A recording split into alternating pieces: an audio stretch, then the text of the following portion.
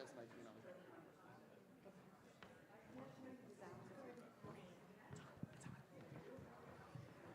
Hello, how are you? By the way, just occurred to me, you're wearing sun devil colors from Arizona State University. I'm wearing New Mexico colors. Is that, I know the gold is the, Gold and red, but that's the red, because the maroon is the Yeah, Asian yeah. color. Now I just have to get some. Yeah, I'm sorry. nice to meet you in real life. Patricia.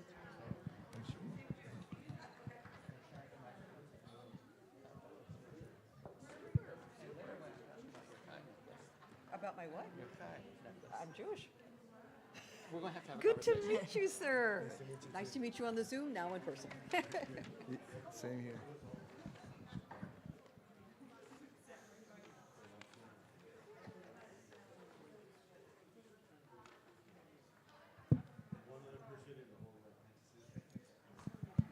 Good morning.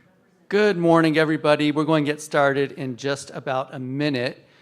Before we do that, I want to thank you all for being here. This is our final breakout session of the day before we close out this convening that's been going for the past 3 days, all in with Complete College America, so thank you for being part of this. For those of you who don't know me, my name is Brandon Protas, and I serve as the Assistant Vice President of Alliance Engagement here at Complete College America. And this panel, as you see here on the screen, is on Latinx Student Success. We're going to go deep into this. The reason why we're doing this panel is that there are now 600 colleges and universities designated as Hispanic-Serving Institutions, although I'm sure we'll delve into what that means to be an HSI, and more than 3.5 million Hispanic or Latino students enrolled in degree-granting postsecondary institutions. With this increase in Hispanic representation in the higher education ecosystem, this session is going to examine what do we actually mean when we say Latinx Student Success. And you'll see that we've purposely designed this panel to include perspectives from a Hispanic-serving university, a state higher education executive office, and a national higher education Latino advocacy organization, because we want to discuss how we can best serve our Latinx students. And we're going to go deeper. We're not just going to talk about diversity or using some terms that are catch-all, but we really want to focus on what do we mean by Latinx student success. I am thrilled to announce the people who we have on this panel. And so starting first on my left, which would be your right, we have Dr. Agustín Rullán. He is the Chancellor Rector of the University of Puerto Rico in Mayaguez. Next to him is Dr. Patricia Trujillo, Deputy Cabinet Secretary in New Mexico Higher Education Department. And finally, Sarita Brown, the co-founder and president of Excelencia in Education. And while those are their formal titles, I will add, because I know them all individually, they are really, truly wonderful people. So thank you for being part of this panel, first of all. Oh, yeah. Complete College America, one of our board members is Estella Ben-Simone, and many of you probably know her work. And one of the things that she talks about, and you heard me reference in the introduction, is that we go beyond using these catch-all phrases to say what we really mean. So we're not going to talk about diverse students of color, but let's talk about the students who are being served or the students who are not being served so we can really understand the needs. So let's start with this. Our topic is Latinx Student Success, and I want to ask our panelists, what do we mean when we say Latinx Student Success, and why is it important to name it in this way? We're going to have all three of you answer, but whoever would like to start us off. Okay. Good morning to all. It is a pleasure to be here. Thank you for the opportunity to share with you my thoughts. What do we mean with Latinx success? First of all, Latinos are the fastest growing minority in the US. Currently, we are 19% of the population. I am Latino, I'm one of them. I am Puerto Rican. I was born and raised in Puerto Rico, and I lead one of the most important higher education institutions in the island of Puerto Rico. Why is this important? Well, being such a large portion of the population, and I think 19% is a large number, it is important that we fully participate, integrate in American society. And in order to do that, you need the trust of the people, the trust of the public. So if we define success as getting a degree, graduating from college, I think that is the first step for people to giving you that confidence, that trust that you're capable of assuming important roles in society. So I would say that my opinion is that that is why it is important to talk about Latinx success. And in the end, success will be achieved when our Latino students get their degrees, but also get jobs in areas in which, having been through that experience of going to college and getting that degree, serves you to perform and be capable to assume important roles in society. Buenos días, le de Dios, Singitamu. I always like to use the languages of my homeland, so Tewa in Spanish as well as English, to greet folks. I'm Patricia Trujillo, and just by way of a brief introduction, prior to being named the Deputy Cabinet Secretary in 2020, I worked for many years in my home community at Northern New Mexico College. And as somebody who left out of state to pursue graduate school and higher ed, you know, I was always really framed in an extractive education model that, oh, you're so bright, you're so good at this, you should go work at R1s and other places in the country, like across the country. And that was really the way I was trained. And I remember my goal was always to make it home. Because I really saw the PhD as not just a personal, how do I say, achievement, but an achievement for my community that represented my family that I knew I could put to work. And so when I think about Latinx student success, you know, I'm really trying to frame it as a community wealth strategy. A lot of times, as somebody who comes from Española, New Mexico, I come from a maligned community, right? People look at it and see deficit and see problems. But when I look at that community, that's where I was reared. That's my family. I see joy. I see home. You know, I see all the potential and opportunity of my cultura and the generations of my family that have come from there. So also, I think that Latino student success is about preparing students to also see themselves as racial equity brokers, wherever it is that whatever career it is that they pursue.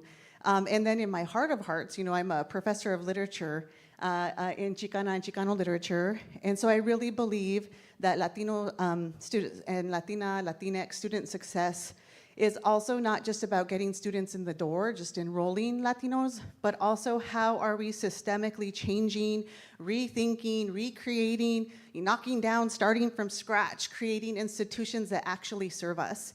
And so I'm a really proud graduate of the UT San Antonio PhD in US Latino and Latina literature, where for the first time in my life as a student back then, I got to study what I was interested in.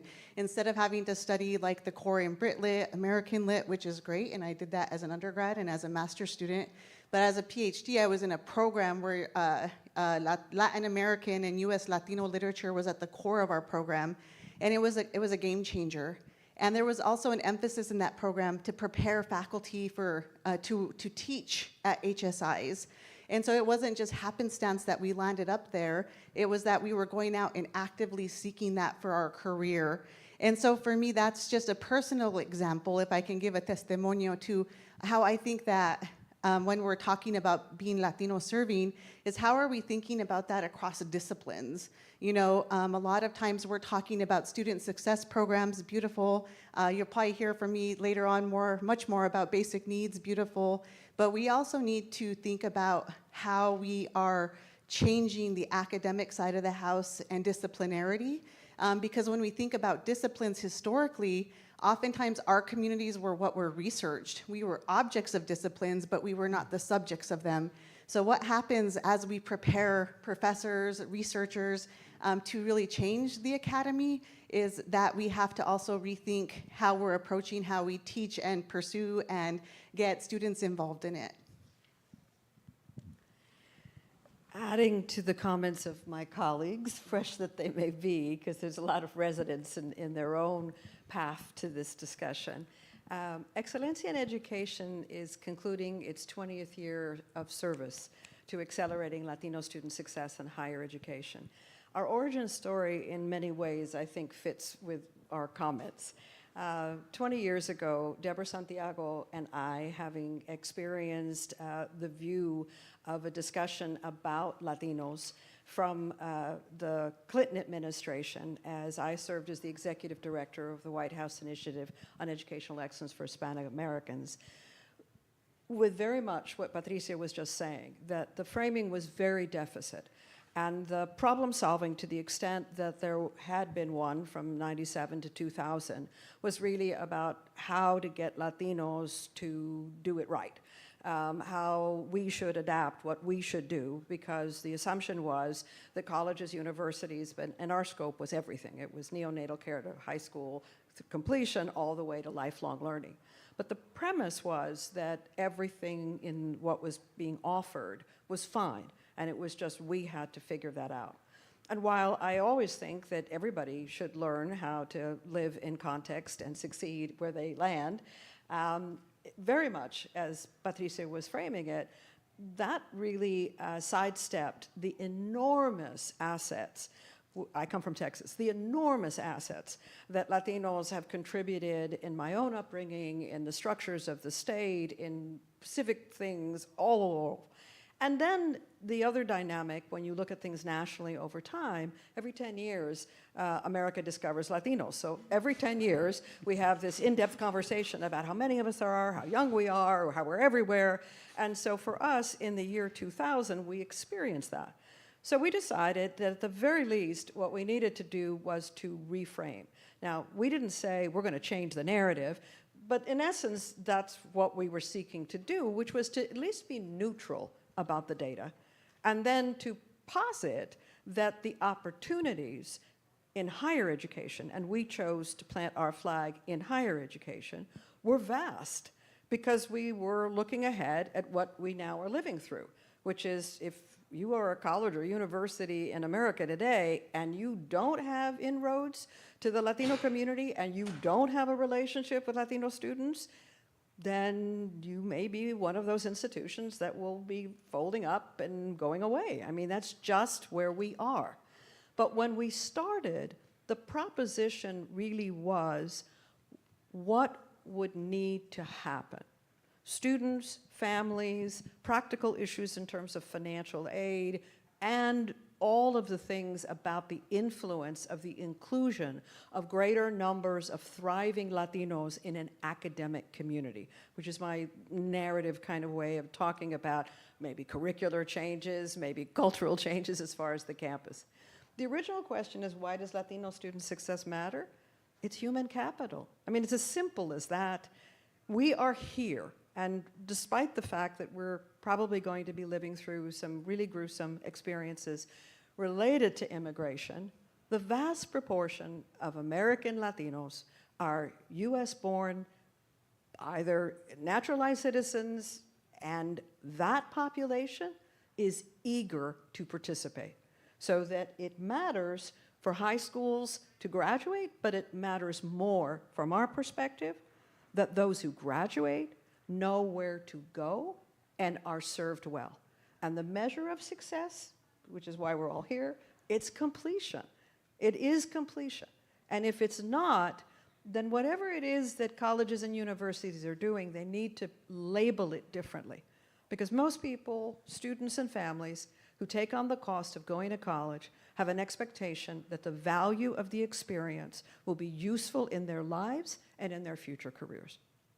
I appreciate this. I want to weave together some of the things that I heard, which is nearly 20%, 1 out of 5 people in the US are Latinos, right? So when we think about weaving together, and Sarita was on the main stage, some of what we've heard throughout this morning in the conference, social and economic mobility. We need to look at the realities and the populations that can serve to most benefit. But then, as Patricia said, it's not just about the individual, it's about strengthening communities.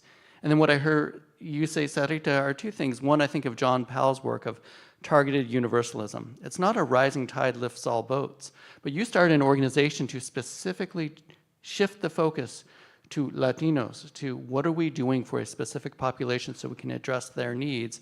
And when we think of Complete College America, when I ever introduce our mission and I say we're focused on college completion, dramatically making differences in college completion, and eliminating institutional performance gaps, I always say it's one thing, it's not two, because we will not achieve that dramatic increase in college completion unless we meet the needs of all of our students and specific student populations, which requires an equity perspective. So I appreciate us starting off with that, but let's go deeper in. Now that we have this overview, and we'll start with you, Sarita, what are the necessary components to address the specific needs of Latino students, of Latinx students? So we know that it's important, but how do we do this? And we can think about culturally relevant practices or other ways that we meet the needs in a specific way to our Latino populations. I may say something that feels, for some who are newer in the discussion, contradictory. We look at big data, we look at large pieces of information and large-scale strategies. We look at all of that. And we, depending on our own sphere of influence, look very specifically at where you will work. Because yes, if it's a newer discussion, looking at census data or looking at the characteristics of post-traditional students, which America's students fundamentally are, that we are first-generation college goers, that we are low income, that we work while going to school, that we have dependents. I mean, that profile, which people keep talking about as non-traditional, okay, we say it's post-traditional, but the fact is, it's the majority of America's students, and not just Latinos. You look at all of that, but then the question becomes, where are you, and what is it that you can do? So for Excelencia, in the 20 years of the work that we've done, we have aggregated evidence-based practices that range from associate all the way through graduate and community-based efforts. We have looked at larger scale strategies, and we provide thumbnail versions of that for people who are saying, I'm looking at where we are at my community, at my campus, and I want to see an improvement, and most important, I'm willing to take responsibility for it. At Excelencia today, we're laser focused on the leadership proposition. And by that, I don't just mean the chancellor or the president. I mean, all of you are leaders. All of us are leaders. Anybody who says, on my watch, things will change. That's where, particularly now, we are focused. Because the proposition, DEI debates can stay outside the room. We are talking about the responsibility that colleges and universities take for the students that they admit. And if any of us see a disparity in the success rates of any population, but when you talk to Excelencia, we unabashedly lead with Latinos. If you see a disparity, the first thing is, why? Why do you think that is? What do you think is going on?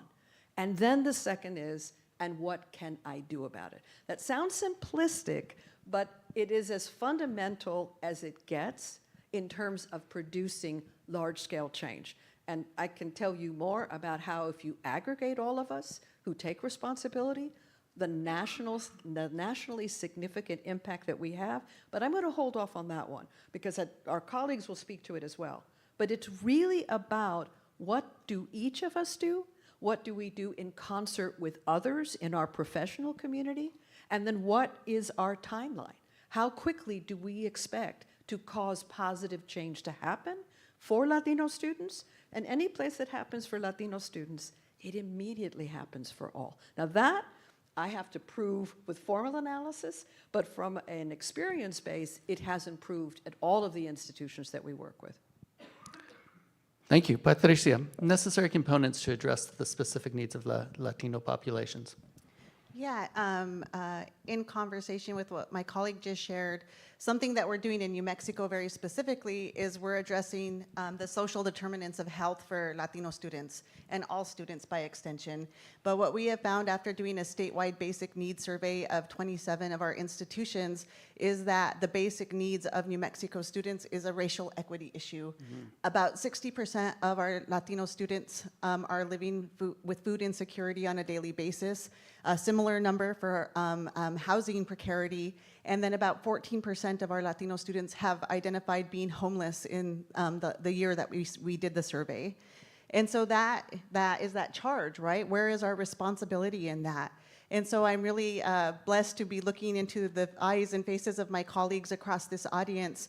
And so on the one hand, you know, the New Mexico Higher Education Department has been able to appropriate $5 million to higher ed institutions to address food security issues and also mental and behavioral health. But those were non-recurring dollars. And it's so funny, as a trained and radical Chicana feminist, I came into this job and I was had all my ideas about what is radical, how do we make these changes, and they're still there. But in terms of appropriations, what I've learned is stability is radical.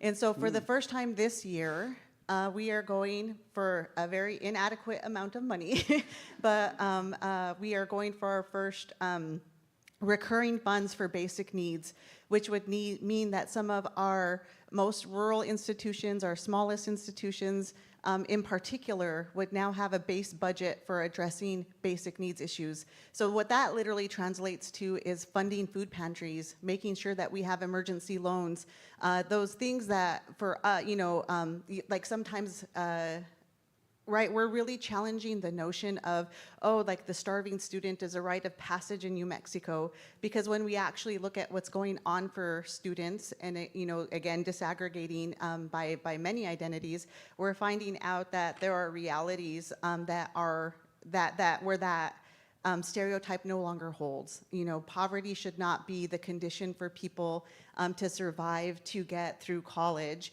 We actually want our institutions to reflect the realities of the communities we want to live in, right? That, for me, has always been the promise of higher education, in the sense that, you know, if we can build it here on our campuses, that then, of course, has a trickle effect and impacts the way that we train students to not only understand how they deserve to be treated, right, as students, but also how they deserve to be treated as community members, and that they have the power to change that. And so I also believe that our campuses hold their own solutions, our communities hold their own solutions, and as part of this basic needs work, you know, we're saying that we really love CCA's conceptualization of the coalition of the willing. Is a lot of us, you know, don't necessarily have the funding at our institutions in the regular ING budget. We're fighting for it now. But what we really have and where we have a richness is in the human capital of people who are already doing this work on their campuses and having those direct connections with the Latinx students on their campuses and finding out their reality so that we can come together systemically to create shifts. Thank you. And before we go to Rector Rullán for the same question about components of what we need for Latinx Success, I do want to say that CCA did do a special issue spotlight brief just on what Patricia was talking about on the student basic needs in New Mexico, so you can check that out. And I've learned a new phrase, I hope everyone wrote it down, that stability is radical. I'm going to keep note of that. Yeah, there's some left on I have it posted over my computer screen every day. It's a new way of thinking. Chancellor Rullán, in terms of some of the components that are necessary to address the specific needs of Latinx students. Well, in my opinion, the first component to address specific needs of Latinx students is to understand our own diversity within the Latino population. I have to tell you from my own experience, I live in Puerto Rico, and I only feel Latino when I come to the mainland. That's the first thing. And that's very interesting. I live sort of in a Latino bubble in Puerto Rico for historical and geographical reasons. We are there. We have our own Latino-based culture, but we live within the U.S. Political and economic system. So it is important that if you are going to work in general with Latino population, with Latino minorities as a group, you have to understand that we are very diverse. We come from many countries. We have cultural similarities. You have to understand what those cultural similarities are, but we also have many differences. And you have to recognize those differences. You cannot just put us all in the same box and say, this is the Latino box, and this is how you are, and this is how I treat you. You have to understand that diversity. You have to understand that, yes, we come from different countries, and within our countries, we have a lot of diversity. We come in all races, all colors. There's a lot of admixture within our population. And in my opinion, the racial thing is not something that we have a lot in our minds. And it's something, it is historical, it is cultural. There may be many reasons, but we don't think that much about those things, at least in Puerto Rico. We don't think a lot about those things. But when we come here, we can feel that this is something that needs to be addressed frequently, that has to be thought out about, that somehow you feel judged because you are part of something that is not necessarily the mainstream. So that's that. I would say that's the first thing. In terms of things that are common to all of us, you also have to understand that. First, we are very proud of where we come from. And sometimes that's shocking to some people. For example, people from Puerto Rico, we say, yo soy boricua. That means I am boricua. Boricua is from Puerto Rico. And what does that mean? Well, there's pride, there's sort of some passive aggressiveness there. I come from Puerto Rico. I may be in the minority, but I expect some recognition, some respect. I don't want anyone to put me down or underestimate me because I am Latino or because I am Puerto Rican. So yo soy boricua, para que tú lo sepas. That's the whole phrase. But that's the meaning. So we are very proud. And I'm guessing that the same happens with the other national origins within the Latino population. Also, we as Latinos are very family-oriented. And what does that mean? Everybody's family-oriented. Everybody cares about their family. But at least in Puerto Rico, and I believe it's very similar in other Latino populations, family takes precedence over many things. If I want to relate to someone, somehow I have to know who their family is, probably know them. When I meet someone, I say, how is your mother? And I have to honestly care about that because I know that their family is important to them. People make a lot of important decisions based on their relationship to their families. I can give you a specific example myself. When I was considering going to graduate school, I applied to many schools, all the schools that I wanted. In the end, I decided to go to a school where my wife had relatives nearby, because I thought she would be happier there if she could relate to someone who was family to her. So in the end, I made the final decision with that as a very important consideration. So we are very family-oriented in that sense. So if you want to relate to Latino students, think about and care about their families and know something about them. And I would say for me that those are the most important components to address specific needs of the Latino population. I appreciate the answer because I also heard as a piece of that something that Patricia talked about of you went back to your community. That was an important value of that connection to family and to place. That was just as important or as a piece of when you were saying, what is the career that I'm building, is that was directly built in. So as you can tell, we've been going from large to narrowing down. So what is Latinx Student Success? What are the components? And let's narrow down a little bit more. And whoever wants to start off, we can popcorn this one. I would love for you to be able to share specific examples of Latinx Student Success. And as you see, we have someone from an institution, we have someone from a state, and we have someone from a national organization. So different perspectives and a chance to be able to show off and get a little bit more specific. Who would like to start us off? I would love to jump in. Something that has happened in our state is we have achieved tuition-free, my brain's going blank. Tuition-free college in the state of New Mexico through the lottery scholarships, which serves recent college graduates, and now with the Opportunity Scholarship Act that was passed 3 years ago, we're able, and I'm gonna summon Estela Ben-Simon again, to really address our institutional performance gaps in financial aid for the state of New Mexico. We're offering scholarships that target populations, purposefully go out and look for populations that wouldn't usually receive scholarships. So students who are part-time, who are returning, who are some college, no degree, justice-involved individuals. We're really working in New Mexico to have a no wrong door to higher education approach. And so part of our agency is also adult education. How are we taking the most vulnerable learners in the state of New Mexico?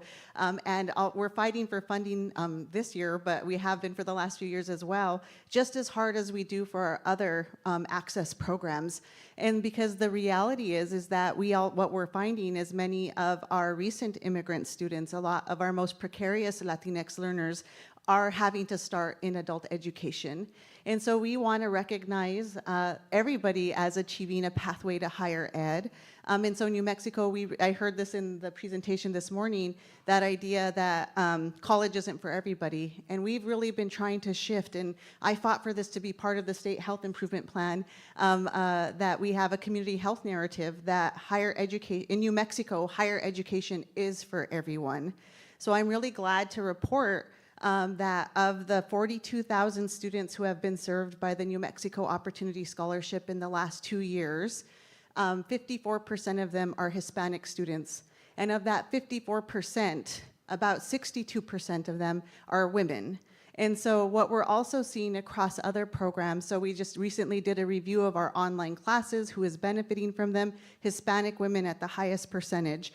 And so there is a pattern that is emerging that in the state of New Mexico, we are doing something right. There's still room for improvement with Hispanic women, but then we have the dual responsibility of talking about where are the men, right? How are we serving the LGBTQIA community in meaningful and purposeful ways as we are developing these programs? So that is one way that we're specifically working on access and affordability.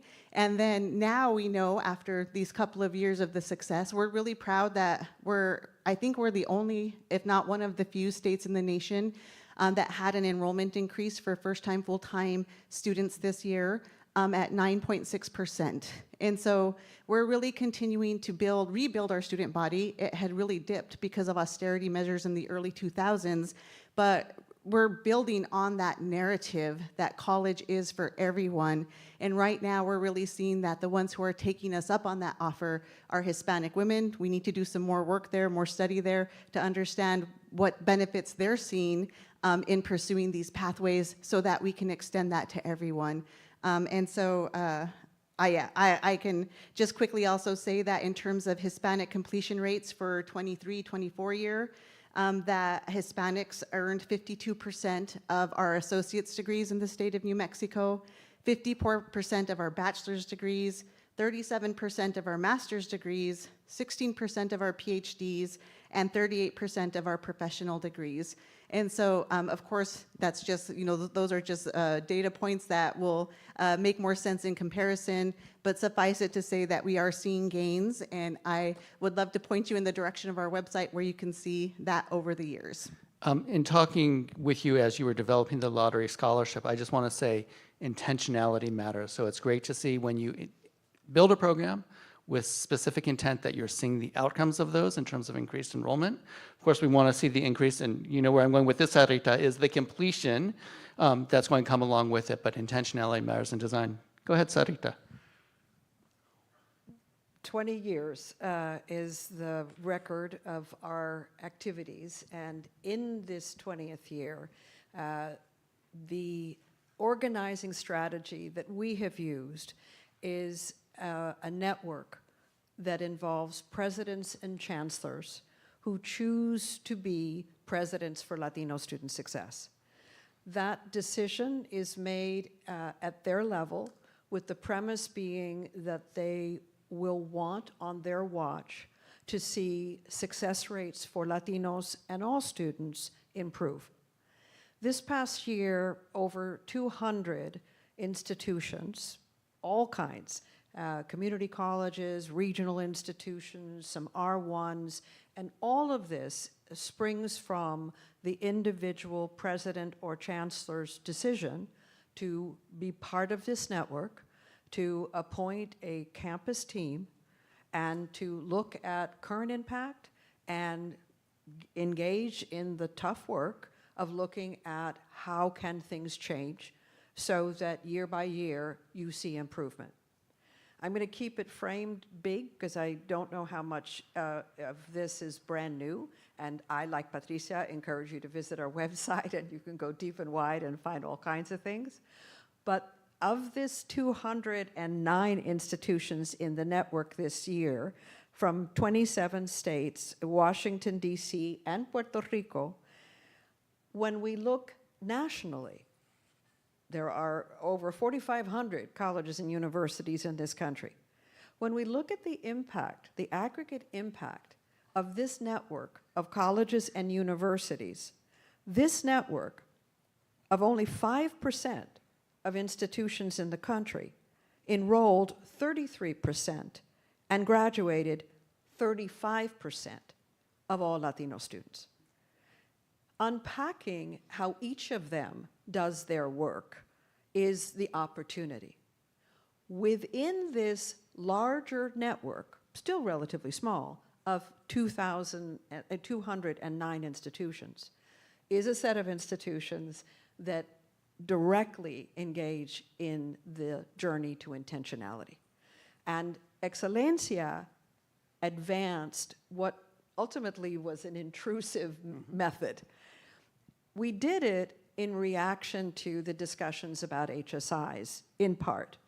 And the reason for that is the method to be an HSI is a metric that looks at enrollment.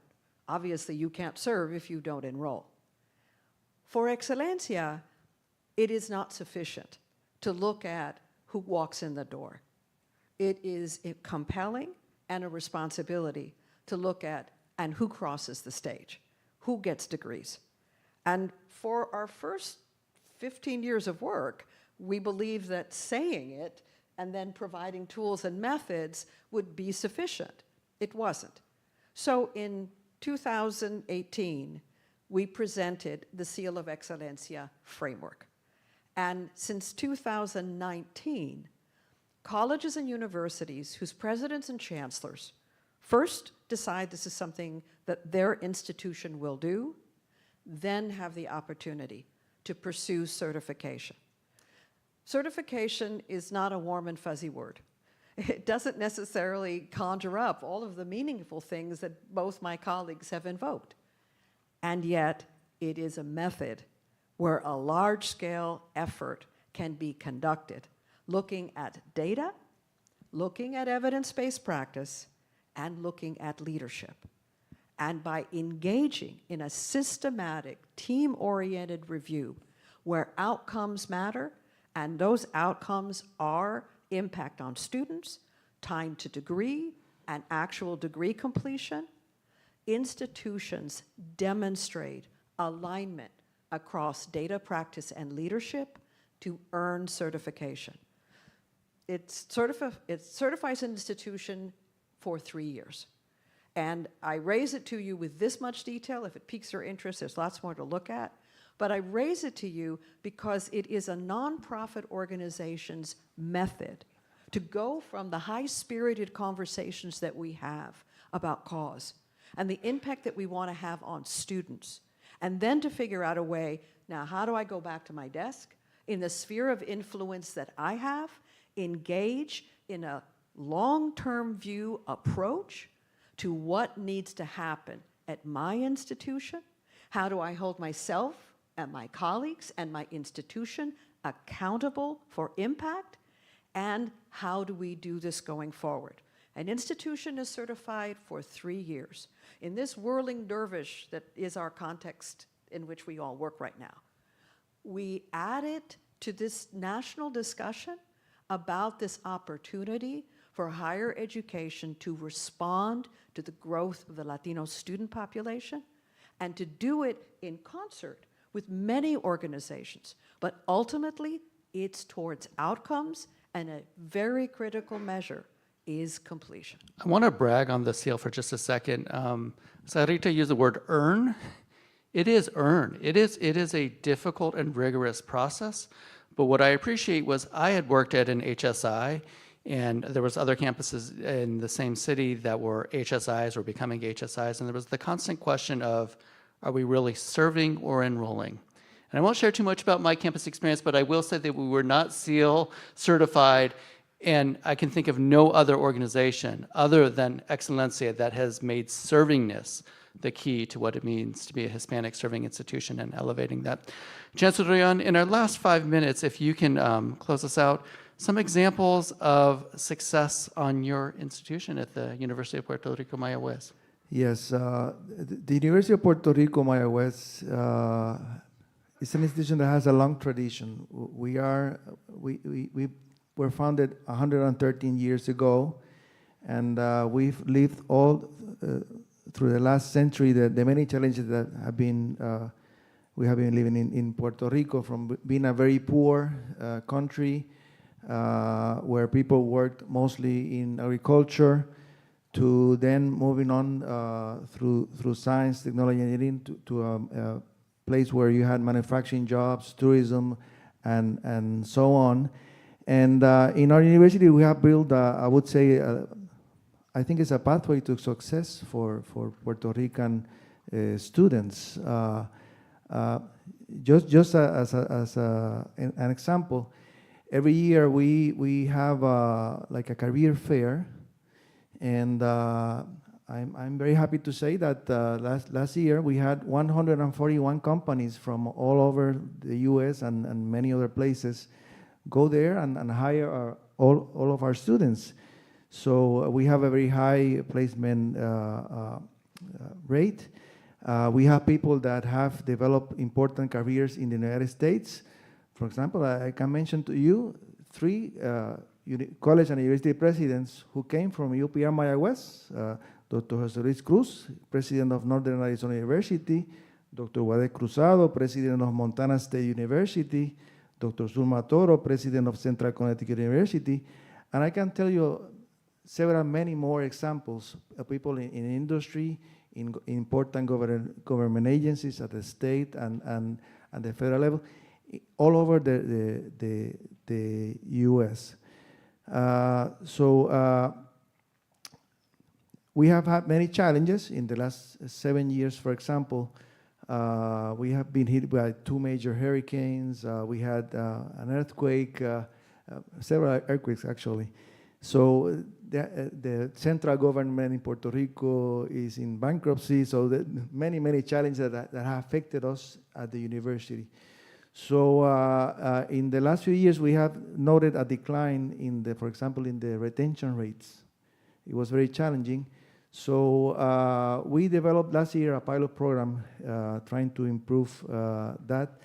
And we established many initiatives that I think in the end were successful and led to gaining again some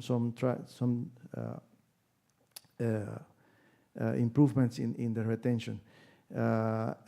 These were things that we were not really doing.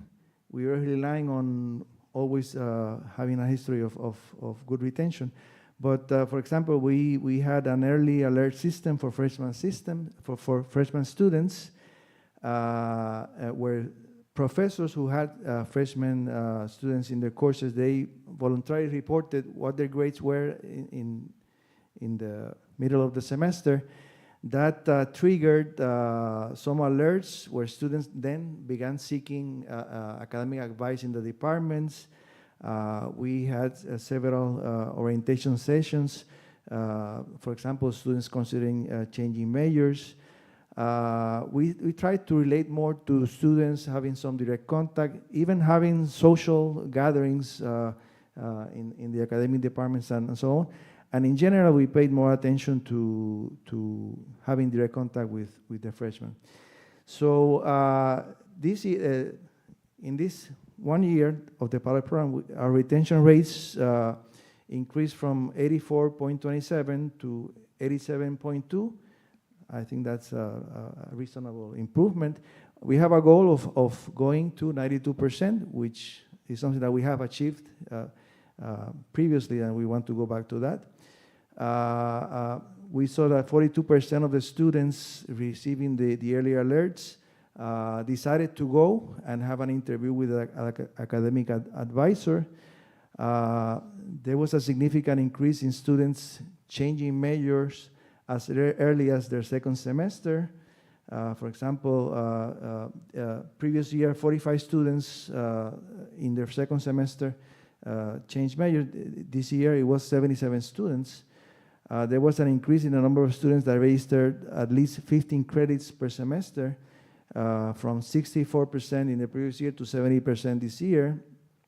There was an increase in the number of credits approved during the year for freshman students, from 25.5 credits in the year to 26.4 credits in the last year. Also, course withdrawals were reduced significantly for freshman students during the year. In the previous year, we had, just for the freshman students, 552 course withdrawals. But this last year, that was reduced to 353, so that was a significant improvement. And this year, we are piloting other things that we have learned here at CCA.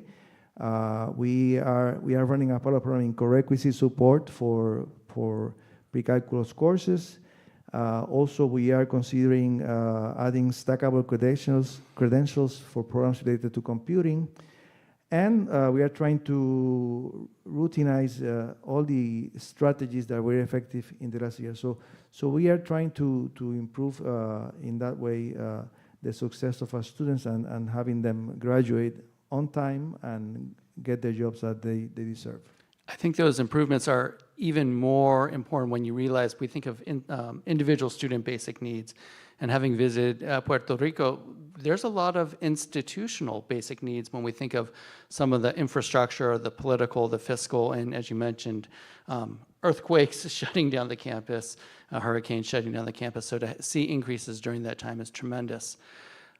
I want to thank you all for being here, and my apology is I would actually like to continue this conversation for another hour, and when we have our individual conversations, we do. There was a lot more we want to be able to get to, but we're at the end of our time, and we want to make sure that you have your snack break and be able to get back into the main room as we close out the day. So thank you all for participating in this panel on Latinx Student Success.